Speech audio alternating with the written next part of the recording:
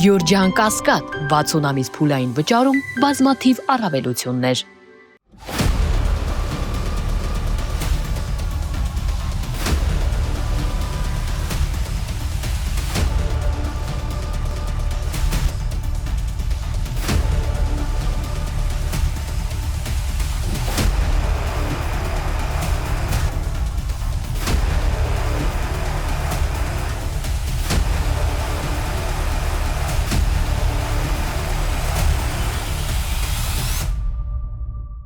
Բարև ձեզ, այսօր իմ հյուրը Ագնես Ախամյանն է, ազգային ժողովի պատգամավոր, Հայաստան դաշինքի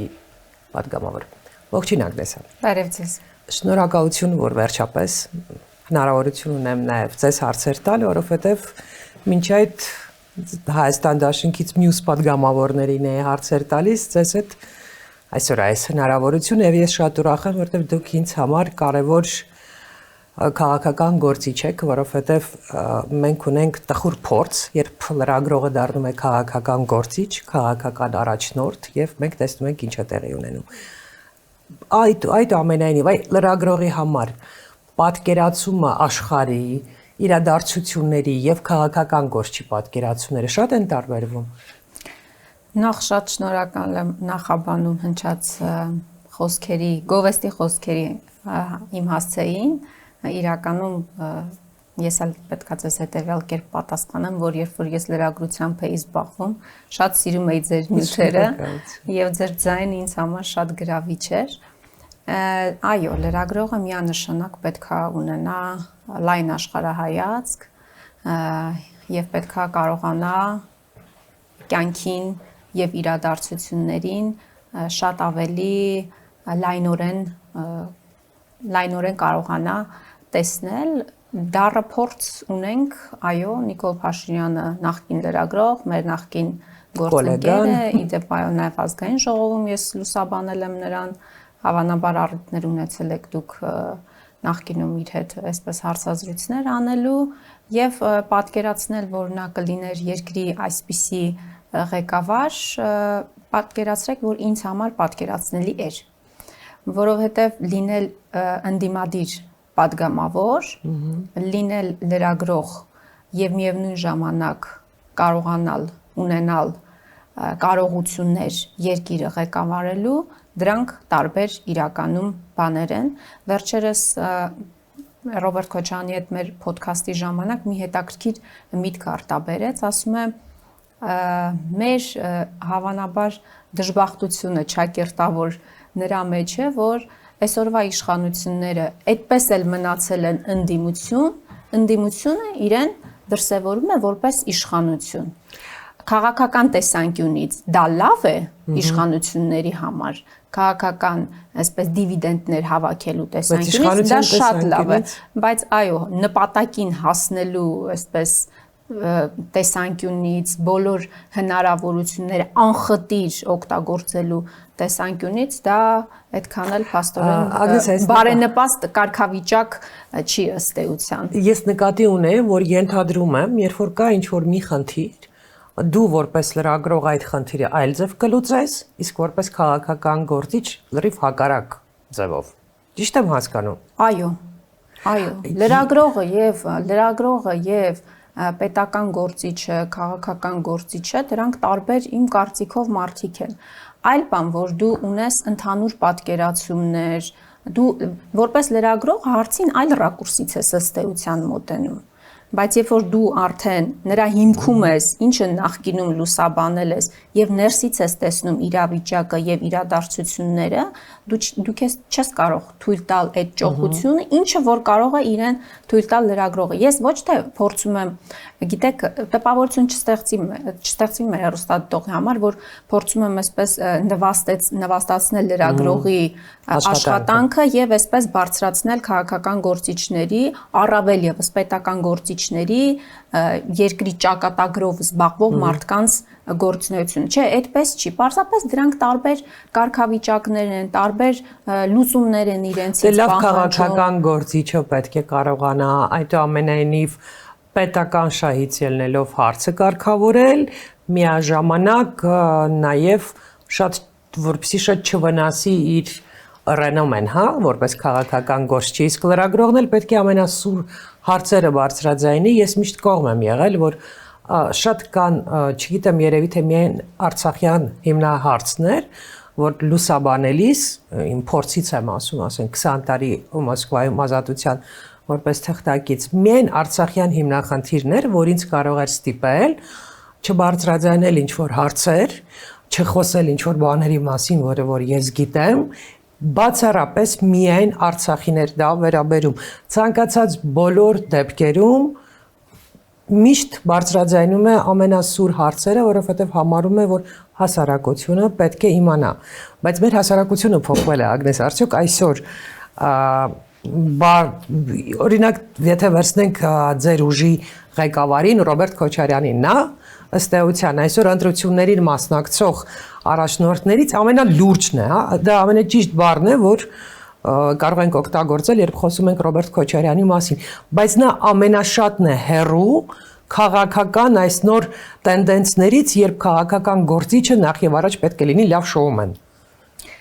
Դուք այնքան հետաքրքիր մտքեր ձևակերպեցիք քաղաքական գործչի եւ պետական գործչի մեջ զուգահեռներ անցկացնելով։ Ես մի նախադասությամբ կարող եմ պատասխանել դրան.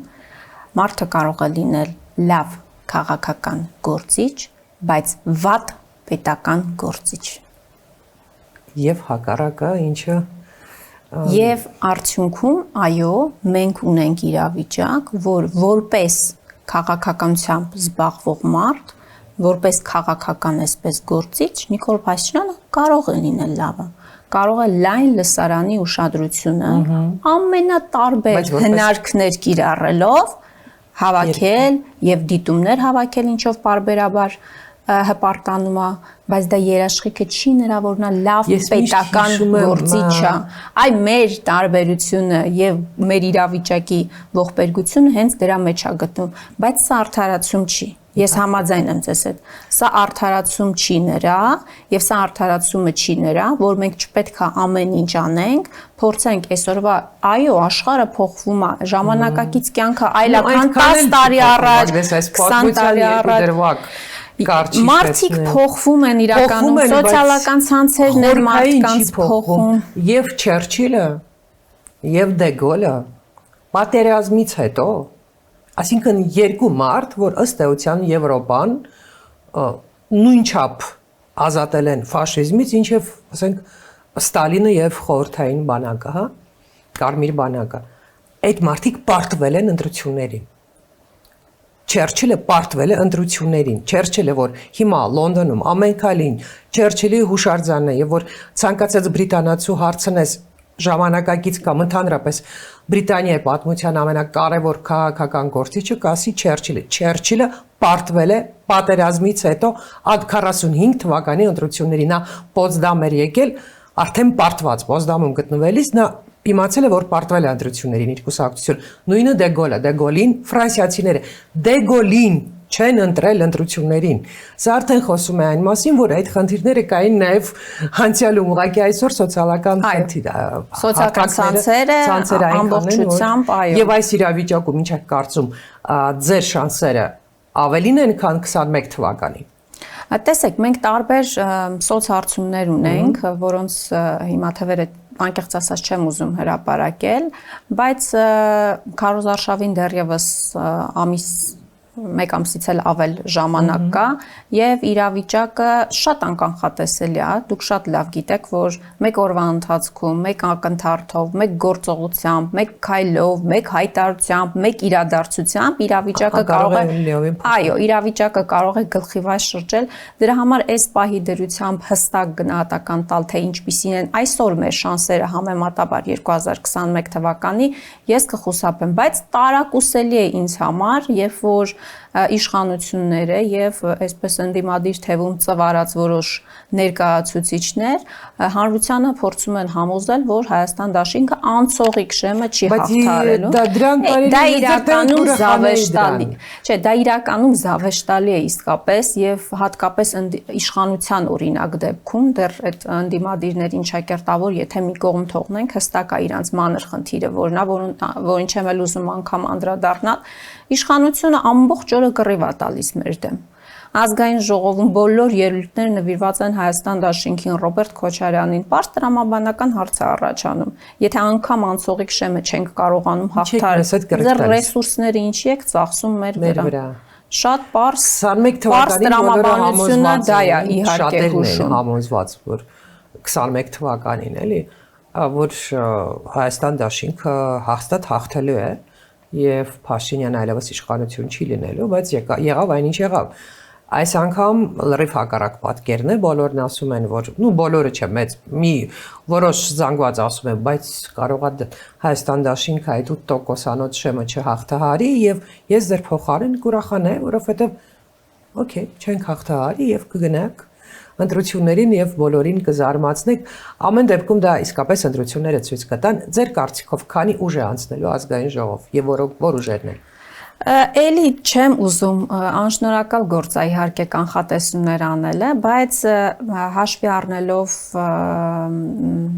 սոցիոլոգիական տարբեր հարցումներ, այդ թվում նաև իշխանությունների իրականացած սոցիոլոգիական հարցումները եւ այստեղ նաև իմ լրագրողական հոտառությունը, տեղեկատվական հոսքերը կառավարելու իշխանության ընտրած ոճը եւ այն թիրախները, որ ինքը ընտրել է, ակնհայտ է դառնում, որ 3 կոնկրետ ուժերի դեմ է Սամվել Կարապետյանի, Ռոբերտ Քոչարյանի եւ Գագիկ Ծառուկյանի։ Այո, իրենց ամբողջ քարոզչական հոսքերը, ամբողջ հակաքարոզչությունը ուղղված է այդ 3 ուժերից ով ամենաշատ շանսերն ունի այդ 4%-ը։ Ես չեմ կարողանում գնահատականներ տալ, թե նորից եմ ասում, իրավիճակը ցանկացած պահի կարող է փոխվել։ Կտրուկ գլխիվար կարող է շուռ գալ իրավիճակը։ Հիմա տարբեր քննարկումներ կան նաև ուժեղ Հայաստանի հետ գրանցել, չգրանցելու, ընտրաշավից հանելու, չհանելու։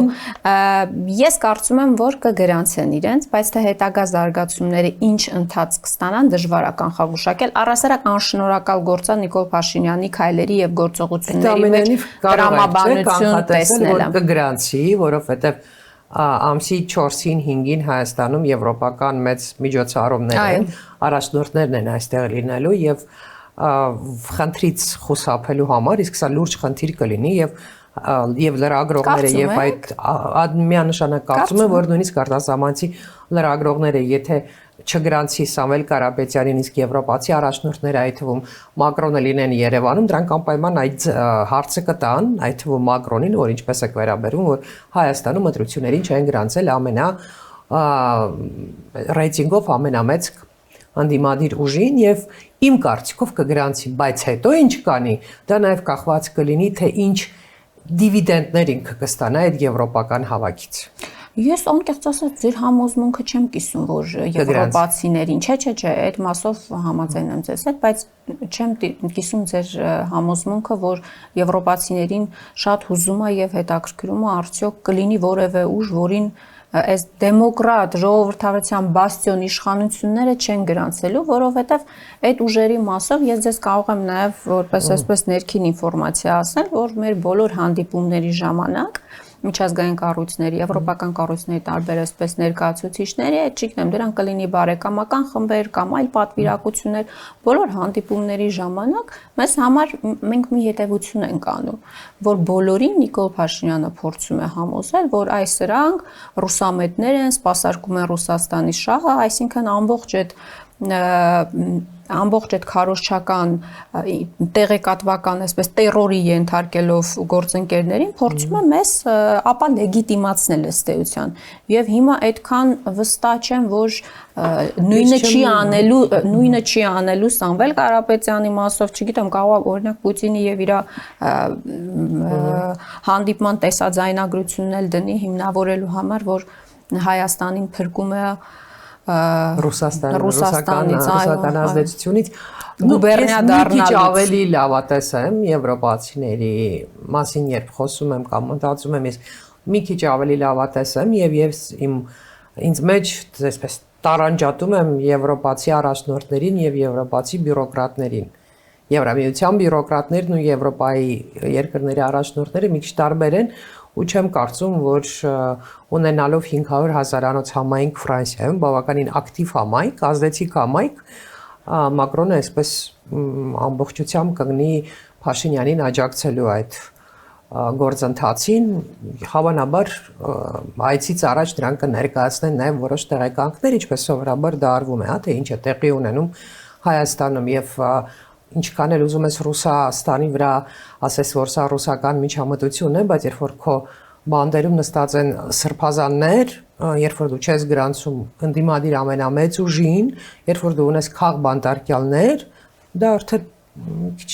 բայց նպատակն արդարացնում է միջոցը։ Նիկոլ Փաշինյանը ախր շատ հստակ իր համար ուղղագիծ է նշмарել եւ դրանով նաեւ փորձում է բոլոր իր գործած ապօրինությունների աչք են փակում եվրոպացիները։ Իմ համար ժողովրդավարություն եւ տարբեր արժեքներ շատ երկակի ստանդարտներ են այլևս։ Ну պետք է նաև հիշել, որ այդ ամենայնիվ Եվրոպան ուկրաինացի երեխաները երեխա են, բայց Գազայի երեխաները երեխա չեն։ Օրինակ Եվրոպան չուներ այդպես ընդգծված։ Չէ, տեսնելու կարողության մասին է խոսքը։ Չէ, մենք տեսնում ենք նաև Իրано-իսրայելական այս պատերի Միացյալ Նահանգների Իսրայելի պատերազմի Իրանի դեմ ոնց կիսեց եւ չկիսեց Եվրոպան։ Ես կարծում եմ, որ Եվրոպան իր խնդիրները ունի, առհասարակ Եվրամիությունը իր խնդիրները ունի եւ առհասարակ կարգավորելու եւ ճիշտ դարակների մեջ դասավորելու ամեն ինչը այսպես խնդիրներ ունի, շատ խառն է այնտեղ իրավիճակը։ Խառն է իրավիճակը, բայց ես խնդիր ունեմ անդիմության հետ կապված, որովհետեւ անդիմադիրների մեջ հատկապես Հայաստան դաշինքի մոտ կա այդ հստակ արդեն ստեղծված կարծատիպը, որ Եվրոպան միանշանակ աջակցում է Փաշինյանին եւ այսինքն այլևս ոչինչ չի կարելի անել, իսկ թվում էր որ պետք է ավելի ակտիվ աշխատել Մենք ակտիվ աշխատում ենք, բայց ասել, որ ինչ որ կոնկրետ արդյունքների ենք հասել, այդպիսի գնահատական ես ցավոք չեմ կարող այստեղ հնչեցնել եւ ասում եմ, թե որն է լինում հանդիպումներից հետո մեր այսպես արձանագրումը, թե ինչ ենք հասկանում որպես ամփոփում այդ հանդիպումների։ Նիկոլ Փաշինյանը իր վրա պարտականություն, պատասխանատվություն, առաքելություն է ի վերջո վերցրել Հայաստանին, այսպես հեռացնել Ռուսաստանից, մեղմ ձևակերպումներ եմ այսպես տալիս եւ Նիկոլ Փաշինյանի մեջ հավաքական արևմուտքը, լավ այդպես ձևակերպեմ, հավաքական արևմուտքը տեսնում է այդ մարդուն եւ բացառապես դրանով է պայմանավորված այն աջակցությունը եւ այն քայլերը չտեսնելու կարողությունը, որին մենք ականատես ենք լինում հավաքական արևմուտքի կողմից։ Հույս ունեմ, որ եվրոպական այդ հավաքը եւ այդ հավաքի շրջանակներում եւ հետո Մակրոնի պետական այցի ժամանակներ կհնչեն հայտարարություններ, որ մեզ կզարմացնեն, ընդ որում ընդհանուր իրավիճակը, աշխարհաքաղաքական իրավիճակը իմ կարծիքով Փաշինյանի օգտին չի, որտեղ հավաքական արևմուտք այլևս չկա, Եվրոպան ու Միացյալ Նահանգները լուրջ տարաձայնություններ ունեն, ու նույնիսկ նրանք այնպես խառնեցին իրավիճակը, որ հիմնական խաղաքարտերից մեկը Փաշինյանի այս ընտրություններին թրիփի մասին իշխանությունները աշխատում են այլևս չխոսել կամ շատ այսպես կամաց խոսել, որովհետև ինչ է լինելու թրիփի հետ, այս իրանական պատերազմից հետո անհասկանալի է եւ մեծ հարցական է, արդյոք թրիփը կմնա Միացյալ Նահանգների հետաքրքրության այսպես օրացույցում, չեմ կարծում, որ այդպես կլինի, լուրջ փոփոխություններ կլինեն, դրա համար աշխարհաքաղաքական, Եվրոպան աջակցում է, Ալիևը աջակցում է, Էրդողանը աջակցում է, բայց պետք չէ այդ աջակցությունը, ասես ասել, ինչ։ Ես համաձայն եմ ձեզ հետ։ Մենք տեսանք Օրբանին էին աջակցում, բայց արդյունքում տեսանք, որ ժողովուրդը 75% մասնակցությամբ ավելին փոխեց 75-ից ավելի մասնակցությամբ փոխեց 16 տարի Օրբանն էլ էր նույնը արել, չէ, ինքը այո 16 տարի իշխանության ղեկին նստած մարդուն ընտրական սահմանադրություն ընտրական օրենսգիր ամբողջությամբ հարմարացրել էր իրեն այո դրա համար մենք միշտ կներեք դրա համար մենք միշտ այդ ազդակն ենք տալիս ժողովրդին մեզ համար անընդունելի է կտրականապես, երբ որ մարդկանց այս գլխից ժողովրդական խոսքով ասած, այս գլխից փորձում են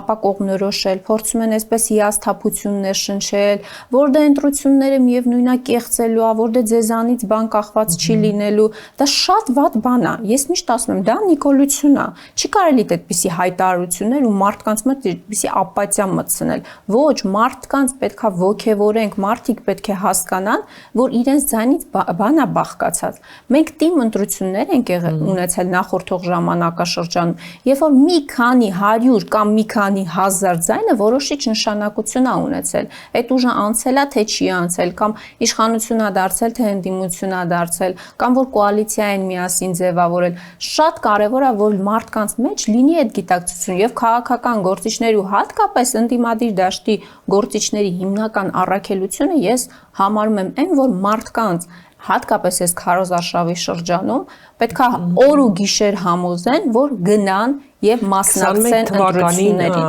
Ընդդիմության, պարտության երկու այսպես հիմնական պատճառները, առաջինը որ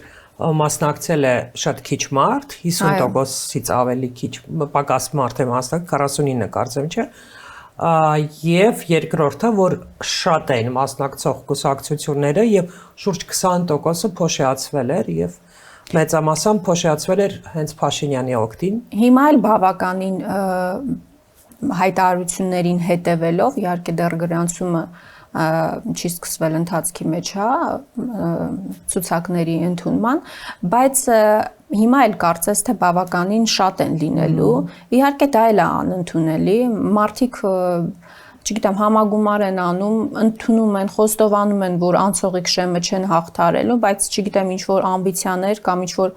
այլ նպատակներ գուցե թաքնված նպատակներ ընտրական անձնաժողով հուսանք, որ վերջին պահին մտափող կլինեն եւ կհասկանան, որ պետք չի փոշիացնել ձայները։ Բայց այո, դուք նաեւ շատ կարեւոր դիտարկում արեցիք մասնակցության հետ կապված, ցուցանիշի հետ կապված։ Ես ուզում եմ, որ մեր քաղաքացիները շատ լավ գիտակցեն, որ երբ որ իրենք չեն գնում ընտրության, իրենց փոխարեն որոշում է իշխանությունը։ Ոչ թե իրենց անունից քվյախցիկ ծրար անետում, չէ, այդպես չի։ Լինում է ցածր մասնակցության ցուցանիշ եւ արդյունքում ստացվում է, որ իր չգնալը ավտոմատ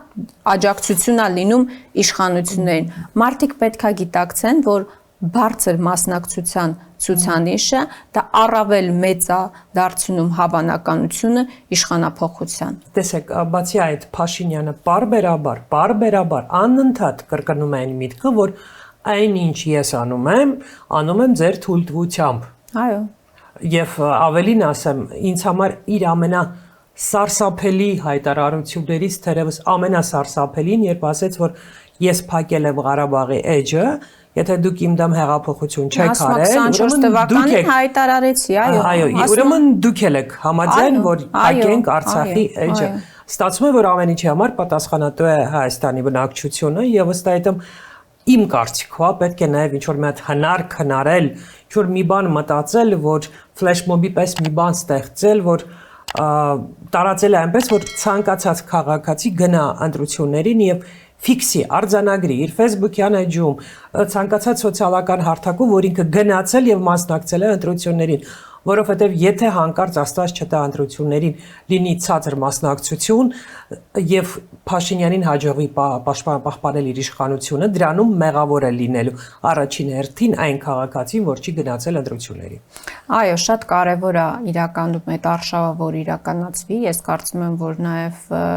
հանրային գործիչներ կամ տարբեր, չգիտեմ, այստեղ օգնության կարող են գալ նաև կարելի է ներգրավել։ Արտիստներ կարող են նաև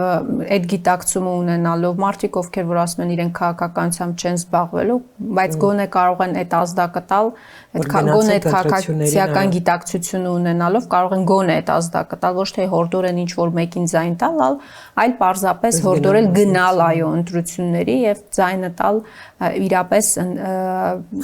անցողիկ շեմ, այո, ձևակերպումների իհարկե բնականաբար հարց է եւ այո, Նիկոլ Փաշինյանը հայտարարում է, որ ես 2024 թվականին հայտարարեցի, որ հրաժարվում եմ Ղարաբաղի հարցից եւ կոչ արեցի ժողովրդին, որ եթե դեմ է, ըմբոստանա եւ ինձ հեռացնի իշխանություն, ժողովուրդը ինձ չի հեռացրել իշխանությունից, հիմա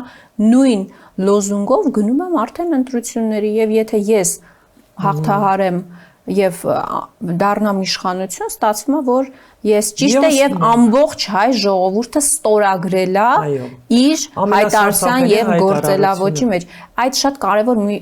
բան եք ասում եւ հենց դրա օրինակն եմ ուզում բերել։ Երբ որ դուք ասում եք, որ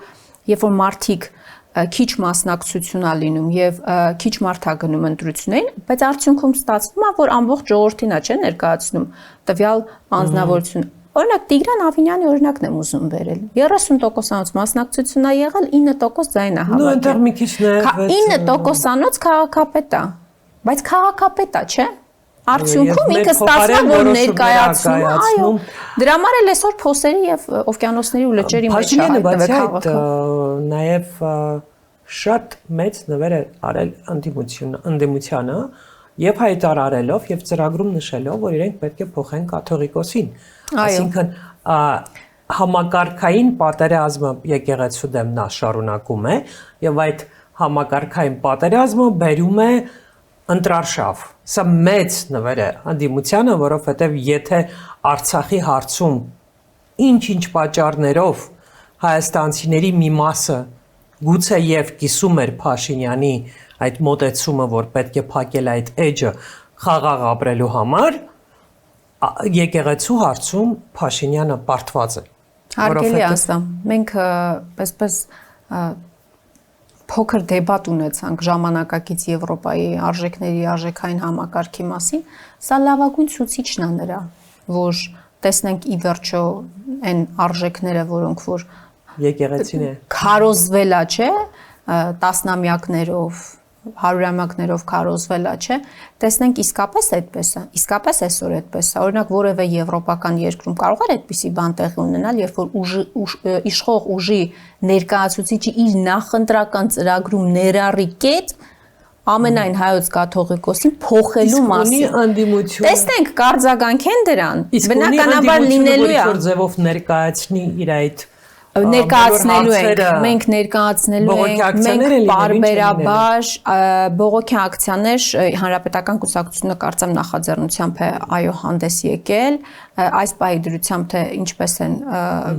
ինչ վերադասավորումներ են լինելու այդ հարցին չեմ կարող ցավոք սրտի պատասխանել, բայց ես ձեզ վստահեցնում եմ, այս 5 տարիների ընթացքում, երբ որ նաև մեզ մեղադրում են, ասում եմ, չգիտեմ, գնում եք Եվրոպաներ, ոյաժների եք գնում եւ այլն, հենց ազգային ժողովում, տարբեր այլ հարթակներում ազգային ժողովից դուրս մենք բարբերաբար իրազեկում ենք, ներկայացնում ենք այն իրավիճակը, այն բոլոր ապօրինությունները, որ այսօր գործում է այսօրվա իշխանությունը։ Բնականաբար դա եւս ներկայացնելու հնարավորություն եւ առիթ ունենալու ենք, որովհետեւ դեռ գործող բնականաբար падգամավորներ ենք, հազարավոր մենք նամակներ ենք ուղարկում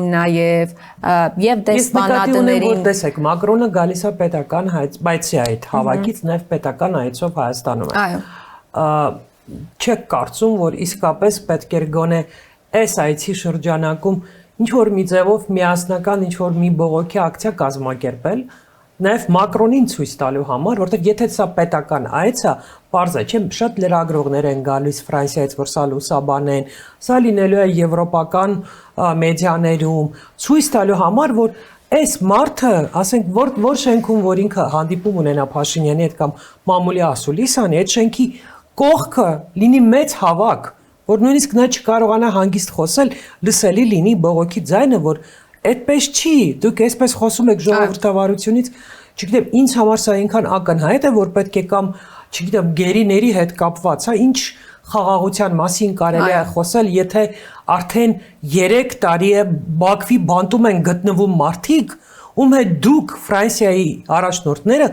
բարևում եք, ընդունում եք ձեր Ելիսյան պալատում եւ հետները բանակցում եք Ղարաբաղի շուրջ։ Ֆրանսիան Մինսկի խմբի համանախագահ երկիր էր։ Եվ երբ որ նրանք այցելում էին տարածաշրջան, հանդիպում էին նաև Արցախի ղեկավարների հետ։ Դուք հանդիպել եք մարդկանց հետ, ում Բաքուն պաշտոնապես ահաբեկիչ է անվանել, սա ձեզ համար նորմալ է, դուք հաշտ եք այս մտքի հետ։ Ասեք, ես հարցերը կարելի է չէ բարձրաձայնել, այնպես բարձրաձայնել, որ չուզենա էլ լսի Մակրոնը դա։ Համաձայն եմ ձեզ հետ, դուք տեսակ երեք նաև Արցախի Ստեփանակերտի ամենամեծ եկեղեցին ոչնչացրել են։ Այո, մենք ունենք գերիներ եւ այս պայմաններում խաղաղության մասին են խոսում, դեռ մի բան էլ ավելին, ասում են, որ հանկարծ չխոսեք նախաստորագրված փաստաթուղթը լավարկելու, բանակցելու հնարավորության, տեսեք, հնարավորության մասին, թե ինչպիսին կլինեն արդյունքները, դեռ մի կողմ ենք դնում։ Կարող է ոչ մի բան էլ չփոխվի, կարող է ավելի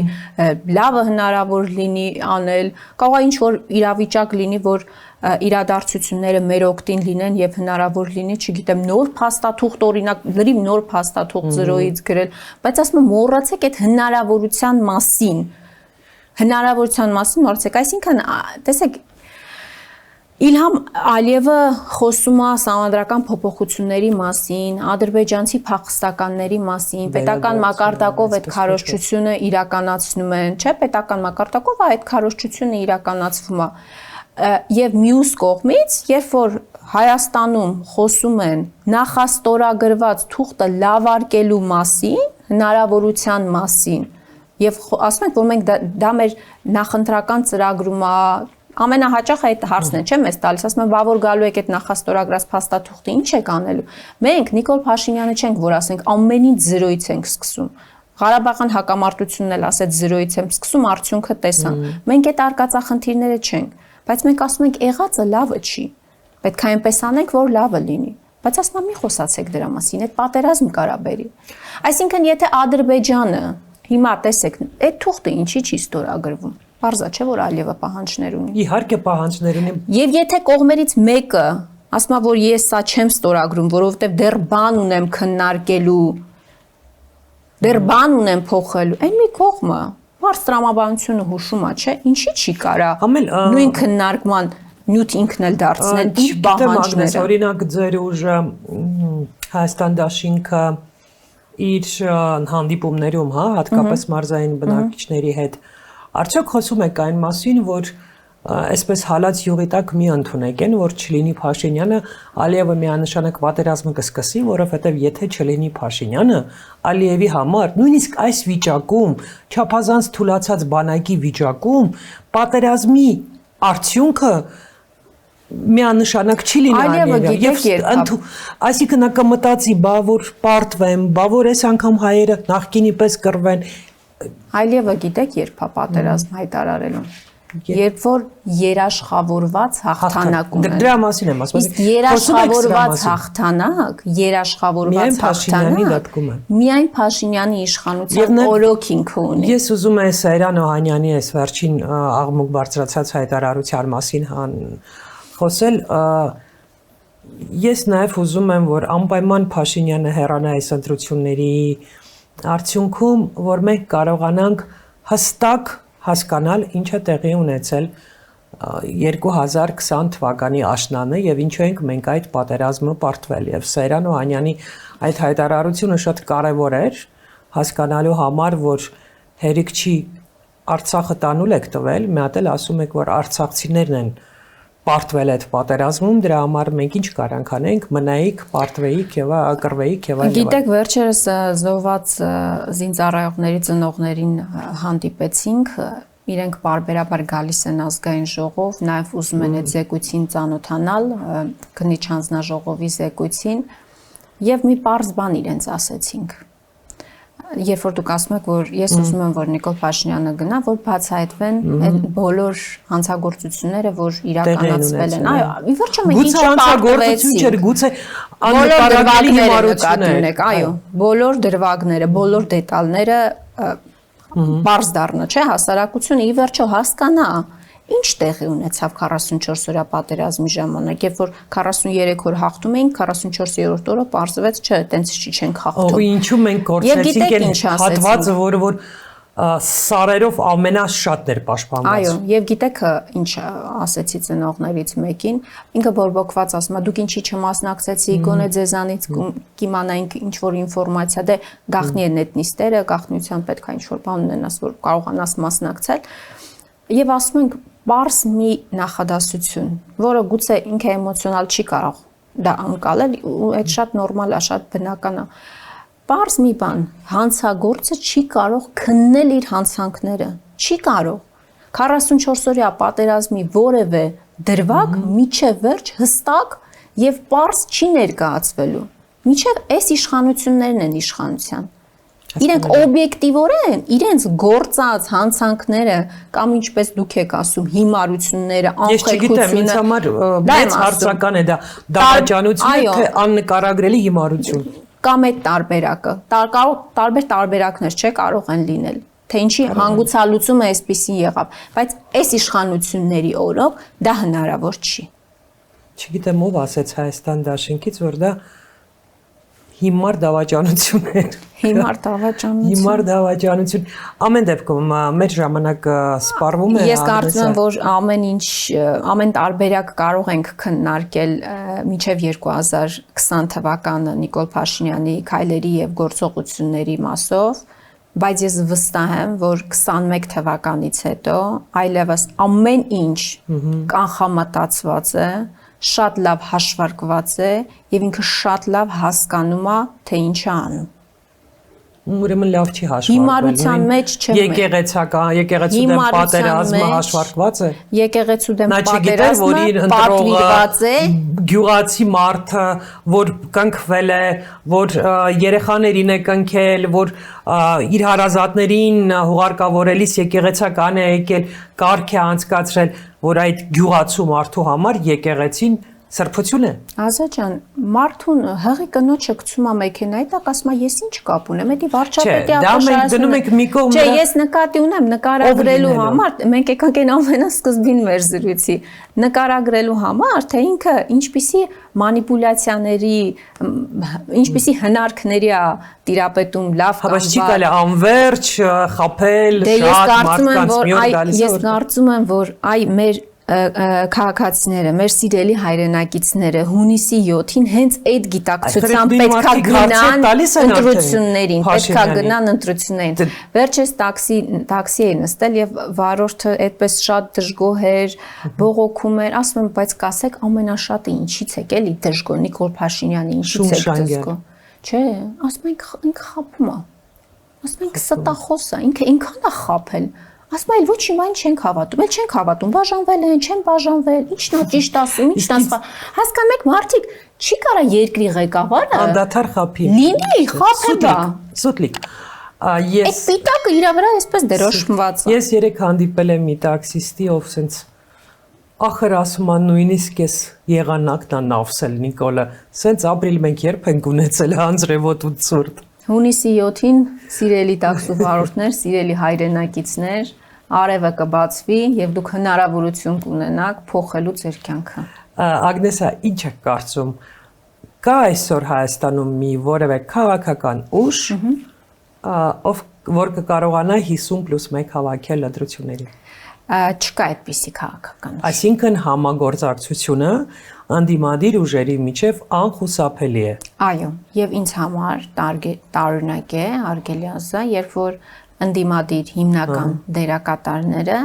իրար հերթ չտալով հայտարարում են, որ օրինակ Հայաստան դաշինքի հետ չեն միանալու, Ռոբերտ Քոչարյանին վարչապետ չեն ընտրելու։ Ես իհարկե հասկանում եմ այդ կոմպլեքսները, որովհետև իշխանությունը անընդհատ փորձում է, չգիտեմ, ինչ-որ թիրախավորելու համար, թեկուզ այսպես մթնոլորտ ձևավորելու համար այդ քաղաքական միավորների շուրջ, այսպես իրենք դրանից կոմպլեքսավորվում են եւ կարծես փորձում են ինքնապաշտպանվել, էլի նորմալ է, բայց մենք շատ հստակ հայտարարել ենք, Եթե ընտրություններից հետո իսկ բոլոր սոցիալական հարցումները նաև Նիկոլ Փաշինյանի հարցումները ցույց են տալիս, որ որևէ մեկը 50+1 չունի։ Եթե իրավիճակը լինի այնպիսին, որ փոփոխությունը կախված լինի մեզանից, մենք միանշանակ չենք խոչընդոտելու այդ փոփոխությանը։ Այսինքն մեզ համար թիվ 1 նպատակը Նիկոլ Փաշինյանին իշխանությունից հեռացնելն է։ Համագործակցել այն ուժի հետ, ով ավելի շատ ձայն է հավաքել եւ ըստ այդմ իրենց տեխնացուն լինի։ Մենք չենք խոչընդոտելու իշխանափոխության process-ին, չի կարող այդպիսի բան տեղ ունենալ, բայց երբ որ մարդիկ հայտարարում են, ասում են մենք Քոչարյանին չենք ընտրելու վարչապետ։ Եթե Քոչարյանը լիներ վարչապետի ձեր տեխնացուն, մենք դաշինքով կգնայինք ընտրություններին կամ դուք կլինեիք մեր ցուցակը։ Դա պետք է բացատրել մարդկանց։ Այսինքն բնական է, որ վարչապետի ձեր տեխնացուն, օրինակ, չգիտեմ, նույն ԲՀԿ-ի համար Ռոբերտ Քոչարյանը չի։ Պարզա, չէ՞։ Ոչ էլ Սամվել Կարապետյանի ուժի համար իրենց տեխնացուն։ Պարզա, դրա համար ամեն մեկը գնում է իր թիմով եւ իր վարչապետի տեխնացույով։ Այդ շատ կարծում եմ, չգիտեմ, այսպեսի մեկ-մեկ այնպիսի իրադարձություններ են տեղ ունենում քաղաքական դաշտում եւ այնպիսի արհեստական օրակարգ են կարողանում իշխանությունները ձևավորել։ Նույնպես եմ ասում, գուցե դա պայմանավորված է նրանով, որ կոմպլեքսավորվում են դրանից։ Բայց թե ով կլինի վարչապետ, որպես ամփոփում էսպես այս հարցի, երբ որ դուք ասում եք, օրինակ դուք ձայն կտակ ձեզանից շատ հավաքած ընդդիմադիր ուժին, ես կարծում եմ, որ ընտրությունների ժամանակ ժողովուրդը շատ հստակ ասելու թե ով է լինելու հաջորդ վարչապետը։ Okay, սպասենք ժողովրդի ընտրությանը։ Իսկ ձեր կարծիքով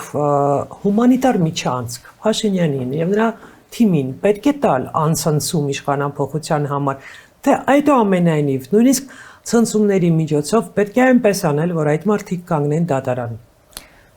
Նիկոլ Փաշինյանը որևէ պարագայում որևէ միջանցքի, թունելի, մայրուղու պարագայում իշխանությունը որևէ մեկին հենց այնպես չի տալու։ Ես ուզում եմ Նիկոլ Փաշինյանին չշփոթեք նախորդ իշխանության։ Այսինքն եւ ինչ է լինել։ Սա ակնհայտ է ինձ համար եւ կարծում եմ մեր հասարակության համար առանց խորանալու նախորդող ժամանակահատվածում տեղի ունեցած իրադարձությունների մեջ։ Այսինքն տեղի ունենալու են, որ մեր քաղաքացիները իրենց մասնակցության բարձր ցուցանիշով շռնդալից ապտակ են հասցնելու Նիկոլ Փաշինյանին։ Մեր սիրելի հայրենակիցները չեմ ուզում, որ հավատան բոլոր այն լուրերին, որ Նիկոլ Փաշինյանը այս գլխից կեղծելու է ընտրությունները կամ միևնույն է որևէ պարագայում հնարավոր չի փոփոխություն իրականացնել։ Պարզ մի բան եմ ուզում ասել, որ մեր ժողովրդի մեջ այս հիասթափությունը այս գլխից չներմուծեն։ Ամեն մի հանձնաժողովում ընդդիմադիր ուժերը մենք օրինակ ամեն հանձնաժողովում չէ, բայց ունեն հանձնաժողովի նախագահ, հանձնաժողովի անդամներ ունեն, դիտորդներ, լրագրողներ, այսինքն այդ ամբողջ process-ը մենք վերահսկում ենք։ Եվ հնարավոր չի, որ ժողովուրդը Նիկոլ Փաշինյանին իր քվեով հեռացնի եւ քաղաքական ուժերը, քաղաքական միավորները չպահեն ժողովրդի ընտրությունը։ Իսկ եթե ժողովուրդը հեռացնի, կենտրոնական ընտրական հանձնաժողովն էլ ոչինչ չկարողանա անել եւ նախնական ինչ որ արդյունքներ հայտարարի, բայց վերջնական արդյունքները չհայտարարի, Փաշինյանն էլ ասի, որ ես չեմ ճանաչում այս ընտրությունների արդյունքները, որովհետեւ սա Ռուսաստանն է միջամտել, ինչ է կանելու։ Բայց Ռուսաստանը ո՞նց է միջամտել։ Անդրամաբանական հերթական բան է կասի։ Ես միշտ ասում եմ, այս իշխանությունը։ Ու կասի ես չեմ դուրս գալիս, ինչ է կանել։ Այս հնարավոր չի դա, մենք պաշտպանելու ենք քաղաքացու քվե։ Այսինքն մեծ փողոցային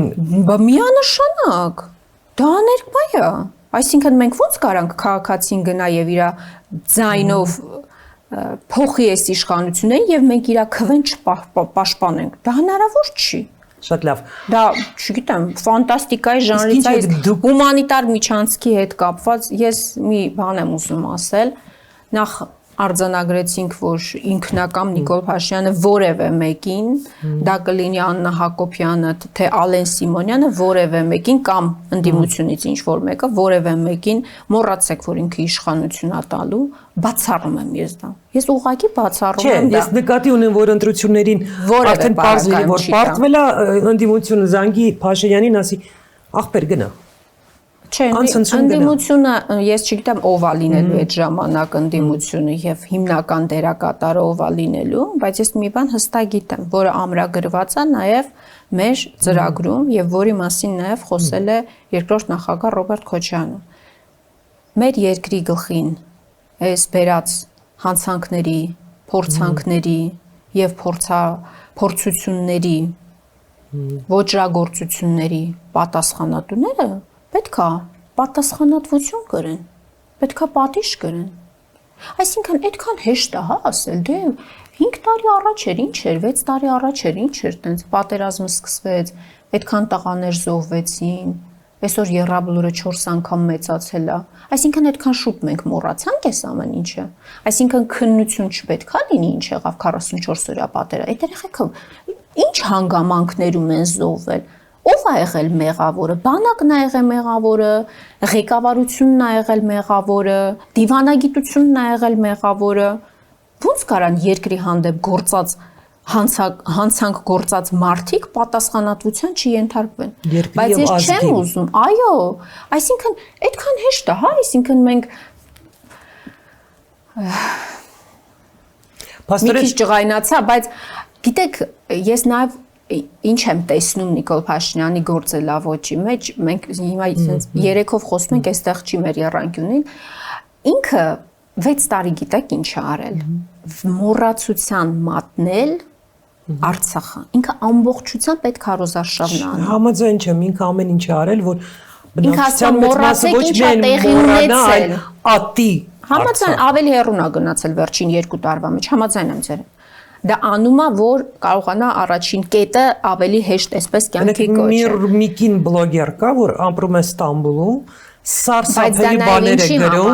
սարսափելի բաներ է գնում։ Դա արդարացնելու համար ազգային ժողովի նախագահը գնում է Ստամբուլ եւ հանդիպում այդ կնոջ հետ, այդ կինն էլ լուսանկարը հրապարակում է։ Ես ուզում եմ հասկանալ, սա անպատասխան է մնալու։ Սա անպատասխան է մնալու։ Դուք գիտեք ինչի է Նիկոլ Փաշինյանը նաև ատելություն սերմանում Արցախի, որ արդարացնի իր քայլերը,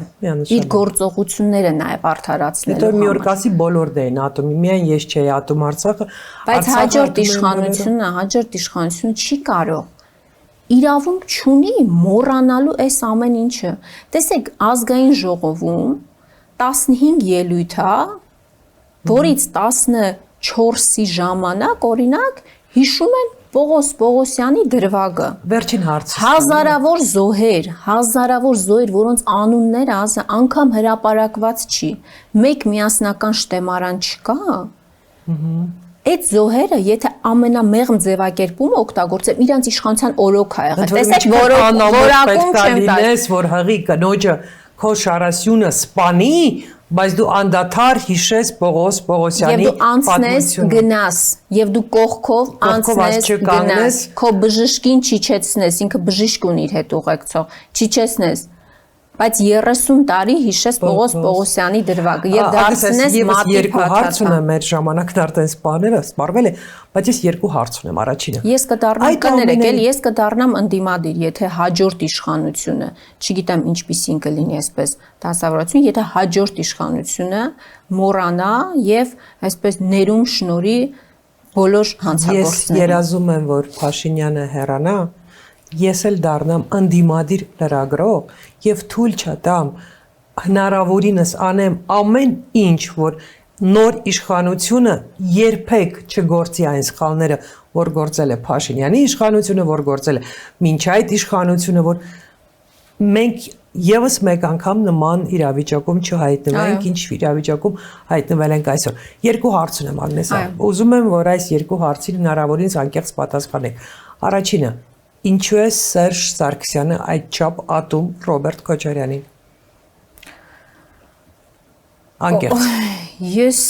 նպատակը ո՞րն է։ Չեմ կարող ես չեմ ուզում այդ հարցին անկեղծ ասած պատասխանել։ Ես չգիտեմ։ Բայց ունեք պատասխան, ուղղակի չեք ուզում պատասխանել։ Ես էթիկապես ճիշտ չեմ համարում այդ ձևակերպումով հարցին անկեղծ ասած պատասխանեմ, որովհետև ես կարծում եմ այդ հարաբերությունները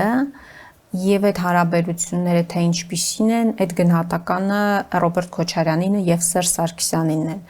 Ես ունեմ իմ կարծիքը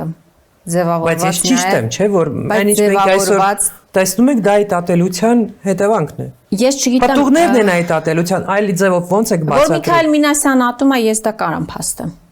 Ես Սերժ Սարգսյանի մասով չեմ ուզում Սերժ Սարգսյանի թիմակիցները, նույն Սամվել Ֆարմանյանը, որ ատում է։ Դե Սամվել Ֆարմանյանը ավելի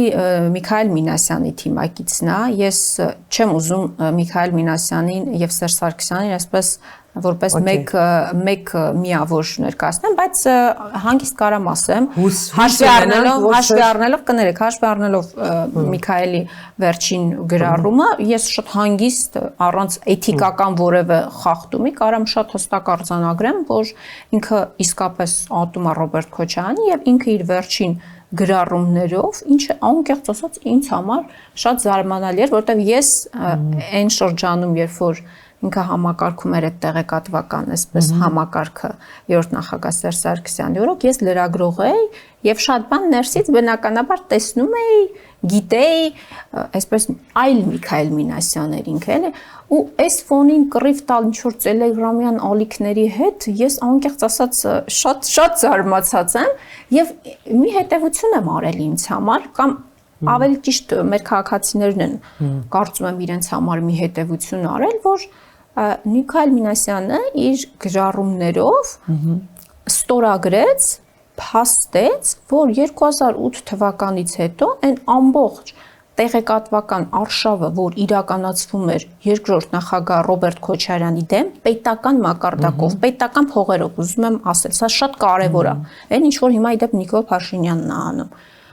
իրականացվում էր իր հանձնարարությամբ, թողտվությամբ, թույլտվությամբ, ավելի հստակ հրահանգներով։ Ես իրականում բայց ցավում եմ այս իրավիճակի համար։ Չեմ ուզում մենք Միքայել Մինասյանով ավարտենք մեր ոդքասթը, ինչ է կանելու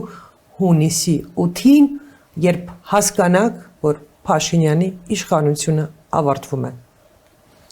Նշելու ենք։ Առաջինի, ոնց եք նշել։ Ես օրինակ ասում եմ գնանք հանրապետության հրապարակու պրոսեկո խմենք կանանցով։ Պրոսեկոյի տարբերակը շատ լավն է իրականում, բայց եթե ավելի լուրջ մի քիչ փոխեմ հարցի ռակուրսը ձեր թույլտվությամբ, տեսեք, ես կարծում եմ, որ նշելը կնշենք, պրոսեկոն կխմենք իհարկե, բայց երեք էլ նաև ուսանողների հետ էի հանդիպում ու շատ հետաքրքիր էր, որ այդ հարցը հնչեց, էլի։ Խոսքը այս մթնոլորտի մասին է, այս ատելության մթնոլորտի մասին է։ Ես օրինակ զույգ գիտեմ, նշանված են իրենք եղել եւ մեկը այսպես նիկոլական է եղել, մյուսը քոչարյանական է եղել, բաժանվել են իրենք։ Բայց դա նորմալ է, որովհետև երբ որ մարդը նիկոլական է, ես ամեն ինչ շատ ուզում եմ հասկանալ իր ուղեղի մեջ ինչ է կատարվում։ Տեսեք, բայց այս մթնոլորտը նորմալ չի։ Այս ատելության մթնոլորտը, երբ որ տեսեք խոսում էի, որ հանցագործները պետքա պատժվեն, հիմա վստահ եմ մեկնաբանություններ գրողներ կլինեն, հեսա գալու են, չգիտեմ ինչ են անելու, չէ սա են անելու, նա են անելու, ինչ որ տենց ձևավորված պատկերացում կա կամ երկրորդ նախագահի մասին, չգիտեմ, մեր դաշինքի մասին եւ այլն, չէ, կոնկրետ հանցագործներն են պատժվելու, բայց մեր ժողովրդին ես ամենակարևոր բանը, որ ուզում եմ ասել, մեր ժողովրդին պակասում է մի հատ միասնության քայլերթ։ Մեզ համախմբումն է, ես անկեղծ եմ ասում, ես ամենամեծ բանը, որ ուզում եմ վերանալ, անկեղծ եմ ասում։ Իմ եւ ձեր եւ երկրորդ նախագահի եւ բոլորի մենք բոլորս մեղավոր ենք, այսպես կոչված, եթե մենք մեզ համարում ենք մի փոքրիկ ինտելեկտուալ էլիտա, մենք ենք մեղավոր, մենք որ ունենք ժողովուրդ, որը որ կարողացել է շատ հեշտ խափնվել եւ 6 տարի շարունակ դեռ հավատալ Փաշինյանին, ուրեմն սա մեր մեղքն է։ Մեր մեղքն է։ Ես դաստիարակել մարդիկ։ Ես համաձայն եմ, որ մենք կարող է լավ չենք բացատրել, բարձր չենք բղավել, ճիշտ ձևը չենք գտել այսպես շփման։ Դա բացառապես ես համաձայն եմ, որ քաղաքական գործիչների մեղքի բաժինն է եւ լայնաշրջանակը իրական, բայց ես ուզում եմ մեղքի բաժինն է, շատերի մեղքի բաժինն է, չգիտեմ, հանրային գործիչների մեղքի բաժինն է, մեր լրագրողների գուցե մեղքի բաժինն է, նախկին ներկա, չգիտեմ, բոլորս ունենք այո մեղքի բաժին, ամենակիչը ես մարդուն եմ մեղադրում, որ ինքը այդ մտածելակերպը ունի։ Հասկանում եք, ամենակիչը վերջին մեղավորը իրեն եմ համարում, որ ինքը այդ մեղքը ունի։ Ես ուզում եմ, որ շատ եմ ուզում, անկեղծ եմ ասում, ես ուզում եմ, որ այս մթնոլորտը, այս ատելության, այս ներքին ատելության այս մթնոլորտը վերանա, որովհետև իսկապես նաև ոչ միայն մթնոլորտի տեսանկյունից էլ, քան որ բարբերաբար նաև այսպես վիճակագրություն եմ նայում, ուսումնասիրում եմ,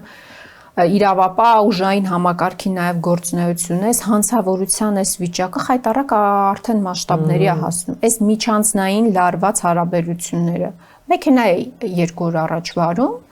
2 վարորդ իրար մեկը մյուսին ազդանշան տվեց, հենց փողոցի մեջտեղը իրար սկսեցին ծեծել։ Հենց փողոցի մեջտեղը, հասկանում եք։ Այս տարբեր իրականում բաղադրիչներ ունի, խորքը, չգիտեմ, գուցե շատ ավելի հեռուներից է գալիս, բայց իմ մեծագույն ցանկությունն է, որ այս իշխանությունների հետ միասին նաև վերանա այս մթնոլորտը, ու մենք կառուցենք նախ իրական խաղաղություն հաստատվի, ու մենք կառուցենք բարգավաճող, ուժեղ, զարգացած, կայացած Հայաստանի Հանրապետություն։ Ես դա կոչում եմ նիկոլիզմ, կոչում եմ վիրուս եւ շատ եմ ուզում, որ ազգը նիկոլիզմից առողջանա։ Այո։ Ես համաձայն եմ։ Շնորհակալ եմ զրույցի համար։